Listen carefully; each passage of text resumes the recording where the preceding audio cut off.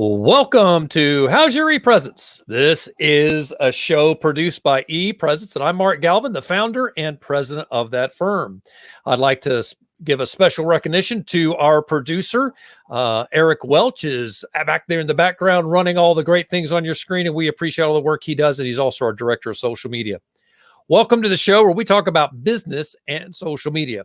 What do? We want to help you learn new things that'll help you just do social media a little better. Learn some new things that maybe you didn't know about. Maybe there are tricks that you've been looking for. And boy, I tell you what, we got some tricks to share with you today. So we love sharing this great content. We want you to learn all this great stuff. So will you please subscribe to our show? So you'll see that it's right down there. If you'll hit the subscribe button on YouTube or follow us on Facebook, you'll get notified when we drop brand new content. Like today, we pushed the show back an hour. You would have gotten this notification that we were dropping it. You could have tuned in. So now that you found us, continue to come back and see us. We love having folks come see us. We love building that audience. So what are we going to do today? Well, let me tell you about the news we're going to share. Stay tuned because we're going to talk about Zoom. We're going to talk about Zoom is getting a little snazzier. They're doing some nice little tricks with their current upgrade that I think you will find that interesting. Also, Snapchat is going to take on TikTok. Well, there's a surprise. Snapchat is probably in the crosshairs of TikTok, and they're pushing people off of their platform frequently. So TikTok needs to do something to try to keep, Snapchat needs to do something to keep folks off of TikTok. So we've been running some webinars. We've been helping people try to get on LinkedIn. Our guest today is going to help you with some of that too. But we have webinars that we're running. We got a 1.0 series and a 2.0 series. The first series, we do 5 things that'll help you rock your profile. All of the folks that join our webinar are seeing a 400% increase in views on their profile. In 2.0, you get recommendations, security settings, and public profile tips. So if you're one of those folks that's out of work, you're looking for a job, maybe you're furloughed, you need to get a better ROI off of LinkedIn, we'd love to have you join us. You're the perfect people that should join us. It's only $37.50 a person, which is half price during the COVID crisis. How do you get to it? Right there at the bottom of the screen, you'll see the link. It's e-pr.me/discount. So we shorten it this time around, just e-pr.me/discount. Join us there. You can grab sessions. We've opened up some new sessions because we got a lot of attention. A lot of folks are looking for this type of help, so you can join us there. So before we go any further, I want to introduce today's guest. Out there, we've got Benita Samuels with Benita Samuels Marketing. Benita, welcome. Hello, Mark. Happy to be here. I'm out here in a little bit of the West. You're on the East, so we're crossing time zones today. You bet. And you know what? Getting you from the other time zone is great because, you know what? It shows how small the world is, right? So you may be a couple hours a day, but here we are. It's almost like we're sitting together. It's a cool thing. Absolutely. So you are a LinkedIn expert, and a good friend of ours connected us because you two ran into, I think, each other in a virtual session. And so you spend a lot of time on LinkedIn. Share everybody what you do. Well, I first should share that I'm a self-proclaimed LinkedIn junkie. Some people don't think that's a good thing. I happen to really disagree with that. What do I do? Well, I am a digital and social media strategist, and I really help my customers be seen, their visibility. How are they showing up across the digital landscape? Very much, in alignment with what you do, Mark, in ePresence. Right. On LinkedIn specifically, I work with my clients on their profile. I teach them how to use the platform. I often say, would you buy a car if you didn't know how to drive it?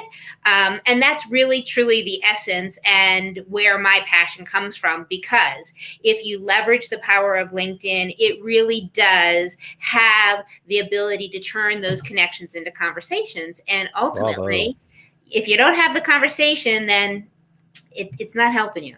That's right. So this is great. You and I jumped on a call and I said, gosh, I really want to talk to you often because there are a lot of things that we can help each other with. I think that you can probably teach me a lot because always hearing this great information about LinkedIn is a great thing. It makes us all better. So as soon as we finish talking, I said, oh my gosh, I got to have you on the podcast because your knowledge is fantastic. Thank And it you. is always good to have another voice in the room about something that you may feel like you're an expert on, but there's so much more. You breathe life into things that I don't focus on. So I'm so glad you're here.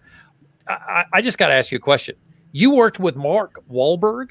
Is that right? Worked with Mark Wahlberg when he was Marky Mark. Maybe I shouldn't be sharing this, but I did help grease his chest when we were working on it. Oh my goodness! So I was a young lad then, and it was quite an exciting experience. Oh my goodness! So you did, and what's interesting is you worked with a few artists: Mary Tyler Moore, Richard Simmons, and my personal favorite, Billy Joel. So tell me what you did with Billy Joel. So at the time, I was working with Polygram Records, and I worked in the licensing department. So I was integral in putting together the concert merchandise, all that stuff that we have to have. And so I was working, actually at the time, it was with Billy Joel and Elton John when they were doing their dueling piano series. And Elton John's not on the page here. Yeah. So it's Billy Joel and Elton John. That's like double. Unbelievable. So that's really cool. Well, Billy Joel's certainly one of my favorite, and I'm very proud to say that I got all my kids hooked on Billy Joel, and they're 24, 21, and 16. The 16-year-old loves Billy Joel. So I'm very happy for that because, guy has unbelievably great music. Well, let's jump into fun stuff. Let's go into some news. And you are the quote unquote studio audience. So I do want to banter back and forth. That'll be fun about this. The first thing is about Zoom. I think this is really interesting. And I'm not sure that I love this, quite frankly. I'd love to get your opinion on this. So they're going to roll in some new features. The first one is they're plugging in a new filter, which will include a unicorn horn, an eye patch, and other color filters, including a black and white one. What do you think about that? Well, I was on a Zoom call, a business call yesterday, and a woman was on the call with a halo and angel wings. Oh, nice. Yeah, well, I mean, I guess, I tend to use Zoom more for business than I do for personal. During the pandemic, I've used it in the sense with my family, but I'm not really keen on angel wings and unicorn horns. Sure. I think that there's a place for everything, and I think that we'll just have to work through that. I think you're going to have some people who are just going to overstep the line on business calls with the different things that they're introducing. So I bet, now I don't have this in this article, and we'll post the link to this article in the show notes. It doesn't say that you can turn this off, but I have a feeling the owners of the channels can go in and turn that off. So if you're running a business session and you've got, I'll be on a Zoom call next week with 290 hoteliers. You don't want someone in there throwing on any of these filters, trying to draw attention from a serious meeting. But there are a lot of times there's people jumping on Zoom now. They're using them for personal chats. That are way they're connecting to family. Okay, that's fine. So look in the settings. I got a feeling you'll be able to turn that off. Here's some other quick things that I think are good. Touch-ups and lighting, which you can adjust the intensity of the lights. So, for example, I have in my office 3 lights. I have a light there, in front, because it's a focus for me, because we do a lot of work on video. But if this is not something you do every day, it's really not necessary that you should go out and buy all those lights. Well, I think that's a smart thing. It can help people look a little better so that your audience can see you without having to go out and buy 3 lights. I would totally agree there, Mark. I mean, they do have some light adjustments now on the platform, but, I struggle personally with it. Sometimes I think, maybe I'm a little washed out today. I have multiple lights in my office, but I have a huge picture window in my office as well. And great. Yeah. I can see that ambient light is really good. Yeah. But I'm perpetually having to adjust because the time of day and the window. So I think that's going to be a great add and help many of us. So right before the show started, everyone, you should know this. This is great. So Benita's running around her office. She's changing out chairs. She's moving this around because she's seeing it, and she understands the value of how you come across in a video. So, it is something you're aware of, and it's also great. I think it's good that Zoom is going to figure out a way, because they can, and all these cameras we have can change the way we appear. So I think that's good. They're plugging that into the programming. Some other things, and I'm going to go through these other items quickly because I want to get to the next item. Noise cancellation, so it'll reduce disturbances. If your child walks in, you don't hear them necessarily. Dogs are barking, you don't hear the dogs. Reactions, so users can celebrate, laugh, or heart something just going through the reaction feature. I like that. And then the presentation control. Users can present their videos as their background if they're presenting. So if I'm in the middle of a presentation, I can say, without having a green screen, I do have a green screen, but I could present something behind me in a Zoom call. And I think that's great versus just only seeing the screen. Right, I think that's a really a great way to create a more sense that you're there. So we'll drop the link to that into the show notes. The other thing I want to talk about is Snapchat. So we've talked a lot, Benita, about TikTok. Leading up to this week, TikTok's a continual, it's always entering into the news cycle because of the problems or the challenges they're having with the way the U.S. government sees them. So Snapchat is taking them on. And I think this is brilliant. I got to get a little drink of water here in a second. But they're going to introduce a video feature where you can dance to music. So this is right now, today. If you're in New Zealand, or you're in Australia, you have this feature. It's going to come to other English language users later this fall, but the user can record videos set to popular songs. Does that sound like TikTok? What they're not doing is there's no endless thing like For You, where what they'll do is they'll pull in, like TikTok does this. You like this song, it'll start to stream other people dancing to the same song. And they're focusing on more of the individual side versus trying to drive that wildly, that far-reaching, nurses were dancing to TikTok videos, and those were going all over the country on TikTok. So you're not going to be able to do that, at least yet. What do you think about that? What do you think about, I'd love to hear also Snapchat, TikTok, LinkedIn, all that. How does that all mash up in your world? And what do you think about this new feature? Well, I should firstly say that I have a 15-year-old, and that is, TikTok is the core. And when Mark, you shared that this was going to be part of the news today, I have her doing some work for me. So she was working in the office, and I was reading this to her, and she's like, why are they doing that? We don't want Snapchat to be TikTok, Snapchat. We want our own apps for the different things, which is an interesting perspective from a 15-year-old. Right.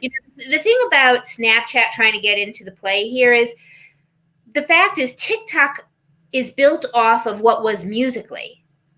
And Musical.ly had a huge following, and the kids that are using TikTok now are the ones that were using Musical.ly before it moved off of a platform. And so, I kind of feel like Snapchat's late to the party. Yeah. They could have tapped in when Musical.ly was starting to evolve. And I just think that there's going to be too many people who aren't going to want to change platforms. Now, that's being said, is if TikTok does ultimately see a demise here in the US, then the field's open. Yeah, it absolutely is. I do think it's really interesting how our young people see the separation of social media as a different way to communicate, and they adapt to those forms. That form's good for this, that form's good for that, and so on. What they don't understand is that it's about revenue, right? It's about competition. It's how do I reach more people and make more money? So interesting. We'll see how that goes. And if Microsoft ends up buying TikTok, I think that TikTok will have a bright future into the US, and it would be great for Microsoft. Yeah, well, if you think about Microsoft bought LinkedIn, I guess it's like 8 years now, 7 years, I don't remember. And that's really when LinkedIn began to evolve from basically a digital resume. So Absolutely. Remains So to it could be good for them, and good for Microsoft at that. Gives them a platform into that social media world. Well, And good. I got to get into the meat of the stuff that you know about. So I can't wait to get into this. This is going to be great. So first of all, you said in your opinion, what is the number one most important part of a LinkedIn profile? So I'm gonna tell you, but I'm gonna do it through a story. Okay, this is a true story. I got an invitation to connect with somebody on LinkedIn, and it was from the president. No kidding, the president. Wait a minute. Except she didn't look like. POTS, the president of the United States? Well, no, it was the president, Ah, and okay. she didn't look like the president of the United States. Okay. All right. So the point of that part of this little brief story is your headline is the number one most important part of your profile. Right. Because that is what tells what you do and who you work with or for. If you don't get anybody to read your headline, or you don't have a point of differentiation in your headline, nobody's going to look at the rest of your profile. And if they're not going to look at your profile, there's no point in being on LinkedIn. I often do a process with my clients where I may have a health coach, and I'll do a search, and it will show that in the Denver metro area, there are 57,000 health coaches. So if I'm searching for a health coach, who do I choose? If I go on the platform and it says, I help middle-aged women overcome menopause, and then indicates they're a health coach, I would probably stop on that one before I just picked a health coach headline. Right. Right. And so where is the headline? So folks that may not understand that, where do you find the headline? So when you, from a visual standpoint, Mark, or from a position of where you change it? Both. So when you go into somebody's LinkedIn profile, generally speaking, the first things you see are the banner, which is that big picture behind you. And there should be a picture. This is representing you. This is your personal profile. It's your your billboard. Then there is a headshot. And then your headline falls right below your headshot. So it literally should relate to who you are, your headshot, and what you do, your banner. And that tells your immediate story in those three things. I mean, the top 30 of your profile is by far the most important part of your profile, and the headline is the leader. So I always get this question. People always want to know, should they put their title on that line? Well, I personally don't think it's necessary, but my approach is the headline, as I said before, should say what you do and who you work with or who you support. And then if you are using smart and strategically sound keywords, they may be included in your headline. So if you're looking for a job, that could be valuable. If you are trying to publish content that speaks to your expertise, that can be important. So in my headline, I indicate who I work with and what I do. I help business owners reach their audience without a marketing team. And then I have in there that I'm a marketing specialist and a LinkedIn junkie. So that if somebody's looking for a marketing specialist or somebody in marketing, I show up. If they're looking for somebody in LinkedIn, I show up. But I'm telling my story of who I help and what I do. I love it. All right, good. So let's get into posting.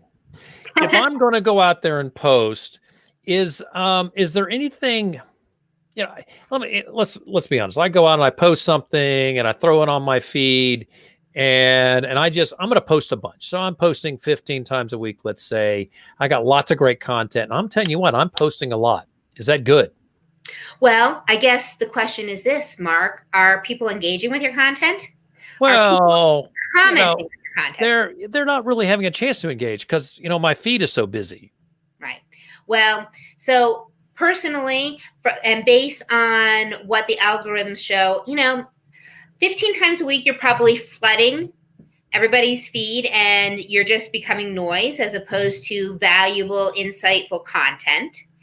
So I generally say 5 times a week when I'm doing trainings, I make my my students post 7 days a week to start, so they get into the hang of it. And then the most important thing, though, is the comments. If your content is not generating comments, then your post really isn't making an impact. I mean, the reality is 15 comments are more valuable than a single post. Okay, now this is good. So 15 comments are more valuable than a single post. That is so important.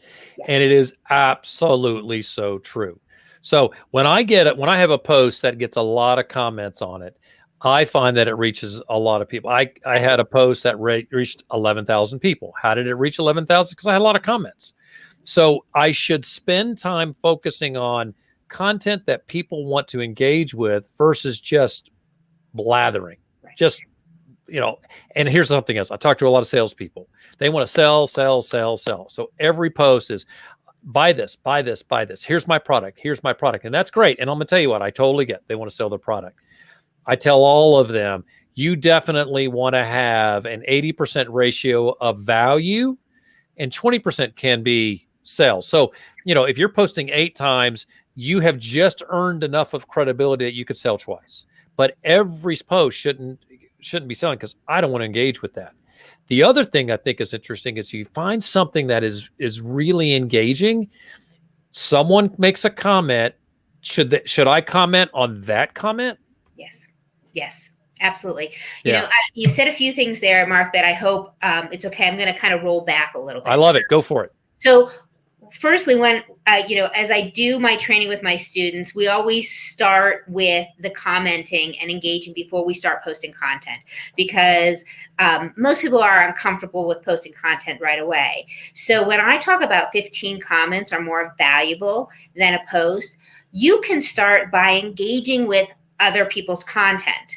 So if you post something, Mark, and I see it and I have something to say about it and I comment and you respond back, and it creates an ongoing conversation between multiple people, that benefits me and that benefits you, because every time I post, anybody who's involved with that post is getting notified and it's getting pushed out into their feed. So you're extending your reach and awareness. And that's important. That's why I jumped back in or hit the wrong button. I've done that twice now. I won't do that again.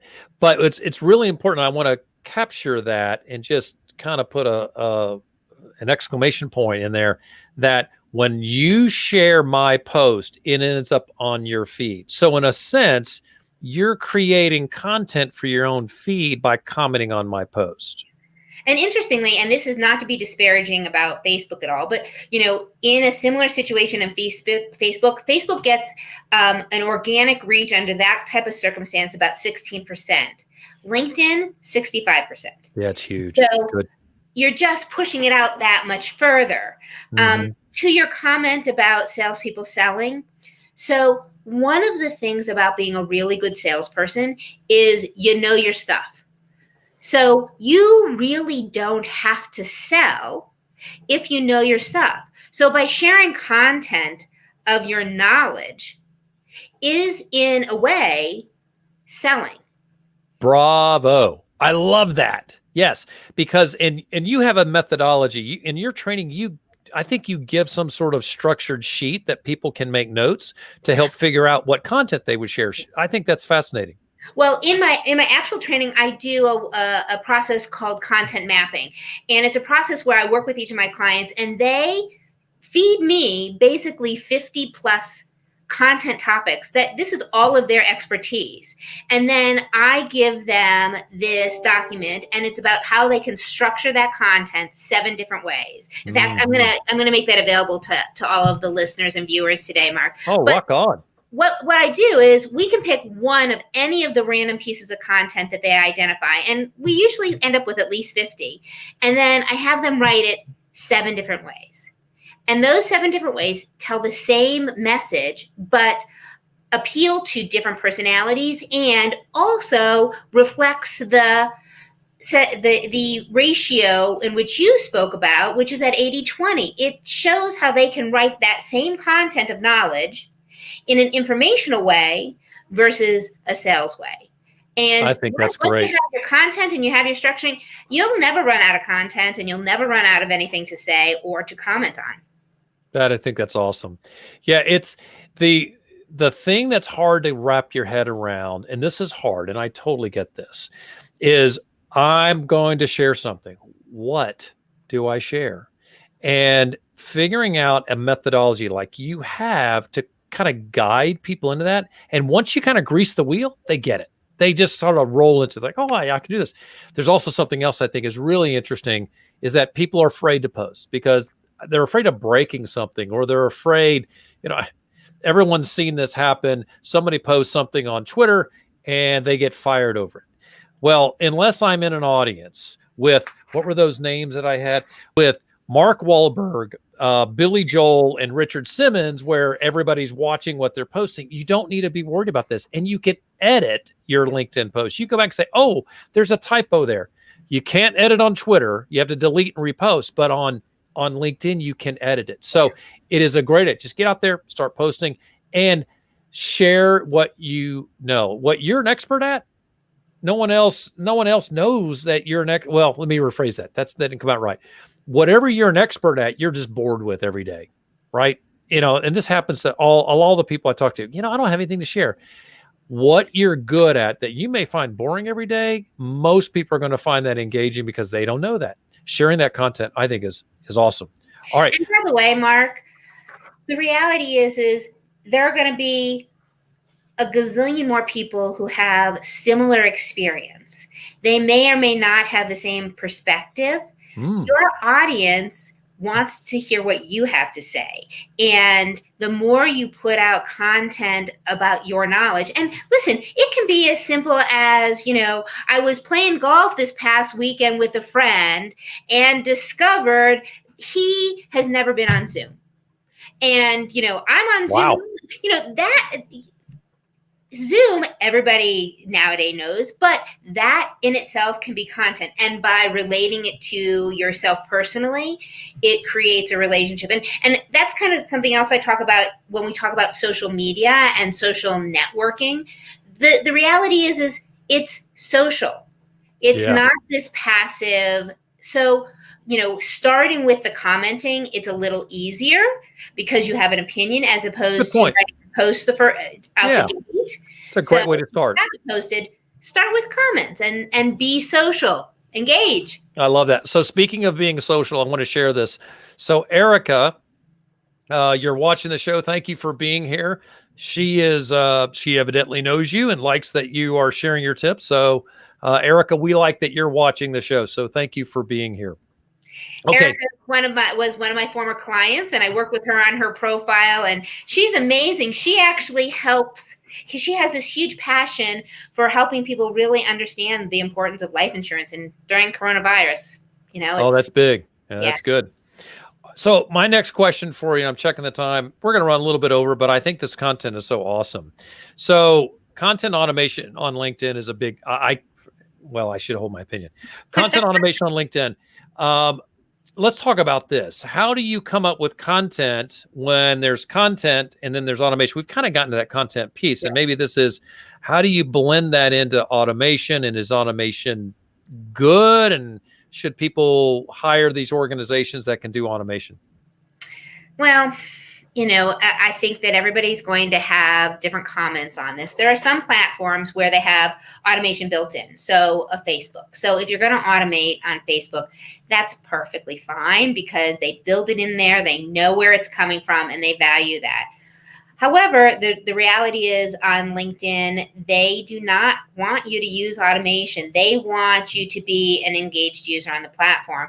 And so they, in their algorithms, I don't know, it's been a while now, but it has been within the last year, they actually now penalize posts if they detect the AP and can see that it's been put out through an automated tool. So you are much better off posting your content manually each day. And the reality is this, and again, like I said, I'm a junkie. So for me, this is like, I have to put guardrails around it, but I always tell people literally 15 minutes a day. That's all it takes. Pour yourself a cup of coffee, open up your LinkedIn. If you've created your content in advance, I have a lot of clients who on Sunday night figure out what they're going to write for the week. Right. And then they go in each day, they check their feed, they engage, they comment, they post their content, and they're done. I think that if you practice it, you can get it down to 15 minutes a day, it is great. But you got to be organized, and those tools that you have will help somebody organize themselves to get to that 15 minutes a day. That's a great tip. And the automation piece, I think it's ruining LinkedIn. And I'm getting tons of direct messages from connections where they are just soliciting. The thing I hate about automation, I think it's definitely going to water down the effectiveness of LinkedIn, because people are complaining. All people do are soliciting me. All I do is I get solicitations. So I really, that makes me sad, because the engagement on LinkedIn may suffer due to automation, but there's still not a lot of people engaging on LinkedIn. I tell a lot of folks, I'd love to know what your opinion about this is, that when you're sharing something, your audience has a good chance of seeing it, because not everybody has a gazillion connections. Really, we're talking, most people are in that 300 to 400 connections range, and you have a good chance of showing up in that feed. What do you think about that?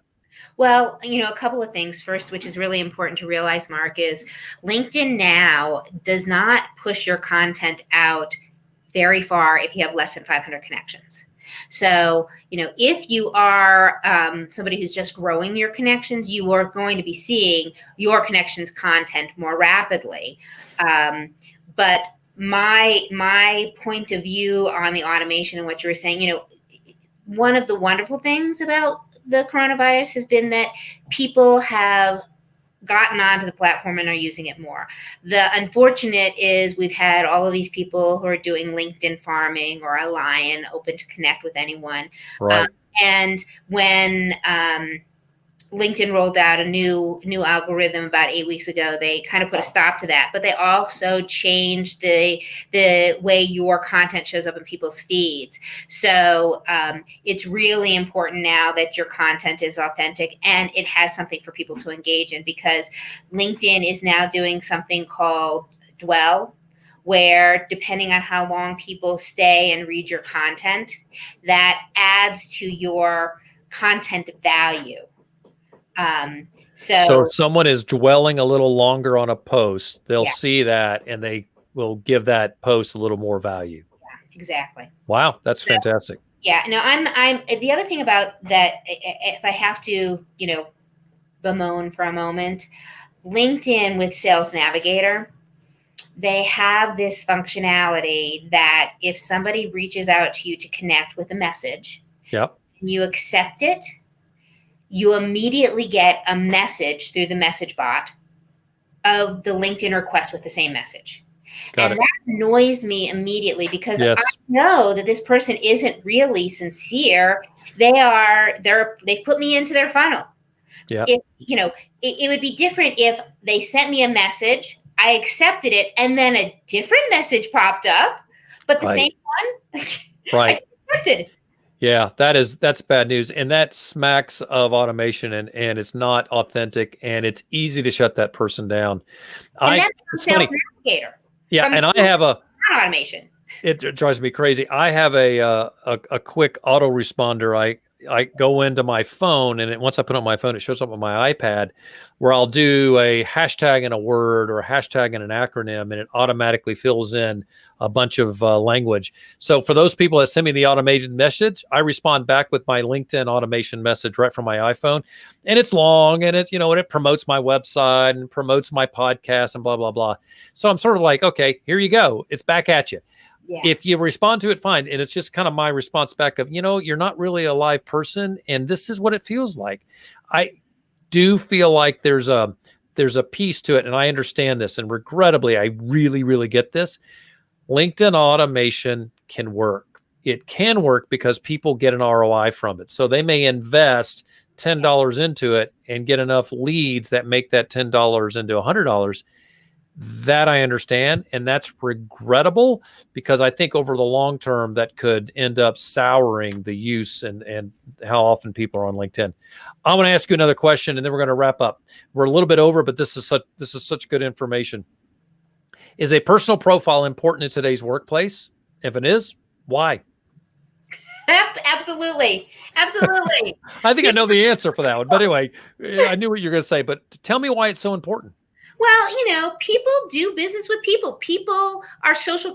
They're going to look for you on a personal level. And that's where everybody is engaging. So, if you only have a business profile, it's unlikely that people are going to be finding you the same way. They want to know you, your authentic you. So absolutely, you need a personal profile. And if you are an entrepreneur or a business owner, you need a business page. There's lots of disagreements on that, but you absolutely need it. It's part of your validation.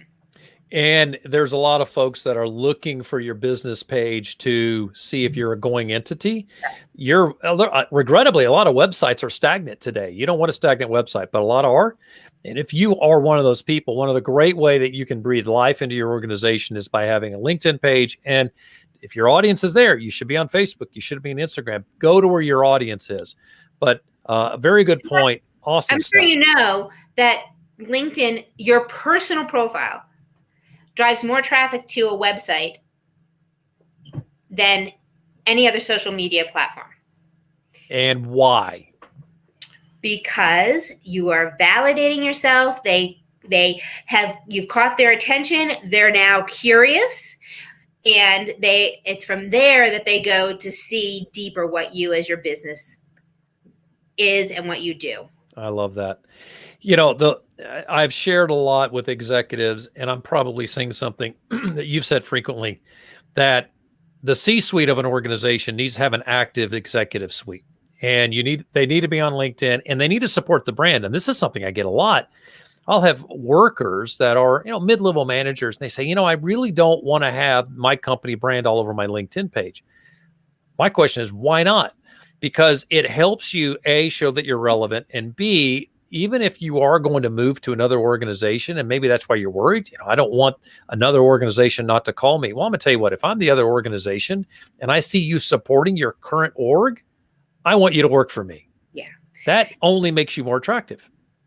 And always remember, and this is kind of relevant here as we start to wrap up, Mark, it's not who you know, it's who they know. If Aaron hadn't introduced us, right, where would we be right now? That's right. So great place. And that's the networking piece. And maybe we bring you back and we talk about the networking component next time. How do you effectively network on LinkedIn? Oh my gosh. Can you do it? Absolutely. Well, Benita, I'm going to tell you what, I loved being here with you. You have so much great knowledge. And I would tell you, there's a lot of people that would say that we are competitors. And I kind of want to say, I don't see us as competitors. I see us as mutually helping each other. And I do want to continue to stay in touch. And you and I have talked about, gosh, let's make sure we talk frequently. And maybe there's opportunities to co-host a webinar where we're helping our audiences learn more. So more to come, folks. This is not the last time that you will see Benita here on How's Your ePresence. So we got to let everybody know how they can find you. Where do you want people to go to track you down? Well, first and foremost, the LinkedIn Junkie always says, look for me on LinkedIn. I would love to see you and connect with you and learn more about what you do. And then, Mark and I were speaking earlier, and I wanted to offer to all of the listeners and viewers the opportunity to really learn how to leverage all of their content. So I have a free downloadable PDF available to everybody on structuring your LinkedIn content. It's a simple document, 7 days. You will never struggle with how to structure it. And if you follow the methodology, you should start to get those comments coming in and extending your reach. Bravo. That is such a big deal. And you know what? So many of you folks out there may be looking for a job. You may be underemployed, wondering how you're going to get there. In 2008, there were 35 million people on LinkedIn. 2020, 700 million plus, constantly growing all the time. So you've got to be there because that will be the first impression. Well, Benita, I love that you joined me here today. We will be in touch. I think that we will probably definitely have you on the show at least once a quarter because you've got so much content to share.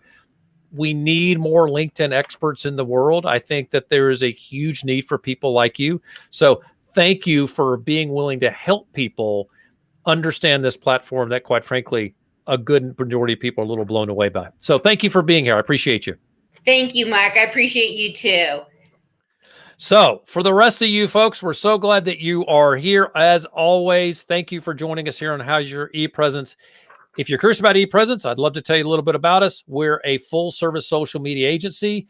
We do help folks on LinkedIn like Benita, but we also help folks on the company page. We work with restaurants, help them get and activate their social media sites. We help folks on collegiate social media. There's a lot of people coming out of college who don't understand what is LinkedIn and how can they leverage that. We help folks do that. We actually have a whole face-to-face interview process where we'll go through a mock interview so folks can practice that. So whatever your needs are on social media, if you're trying to advertise, we can help with that as well. So join us. You can catch us at epresence.me. That's epresence.me, Y-M-E, because it's all about you. So let's see where else. Oh, we're going to give you guys a 5% discount on our services just by being a listener. You can grab that by going to epresence.me/how's your ePresence. And I'm throwing Erica a bit of a curve here, but the discount for the webinar is there, e-pr.me/discount. And then on our website, if you'd like to grab the 5% discount on services, that's epresence.me/how's your ePresence, or give us a buzz. You can find us on the web and give us a buzz on that number. So you can find ePresence and How's Your ePresence everywhere. We are on all the podcast platforms that you can find. Just go search for us there.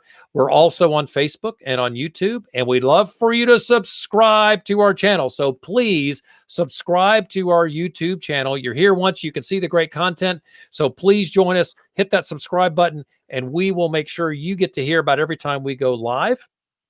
We're always adding content every week. So please, you can stay up to date, putting us on your podcast app or listening to us or watching us on the YouTube channel. So I think that's about it. So remember, we're at epresence.me. That's our website. You can catch all our shows there. And until next time, for my guest, Benita Samuels, I am Mark Galvin, and this has been How's Your ePresence?